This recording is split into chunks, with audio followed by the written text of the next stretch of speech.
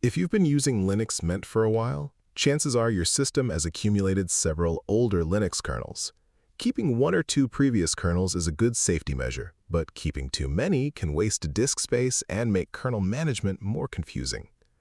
In this video, I'll show you the safest way to remove old kernels using Linux Mint's built-in Update Manager. First, open the Update Manager from the System menu.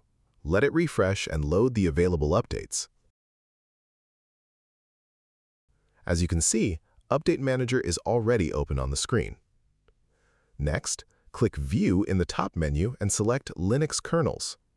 Linux Mint may ask for your password before opening the kernel management window.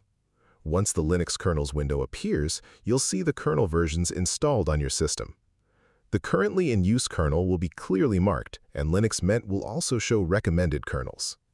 Expand the list of installed kernels and look for older versions that are no longer being used. Do not remove the kernel that is currently active. I recommend keeping at least one previous kernel as a backup, in case you ever need to boot into an older version for troubleshooting. Select an older kernel that you no longer need and click Remove Kernel. Linux Mint will ask for confirmation before proceeding. The removal process may take a few moments depending on your system. Once completed, the old kernel and its associated packages will be removed from your computer. You can repeat the process for any other outdated kernels you no longer need. Again, avoid removing the currently running kernel and keep at least one backup kernel available. After cleaning up old kernels, close the kernel management window and restart your computer if Linux Mint recommends doing so. That's all there is to it.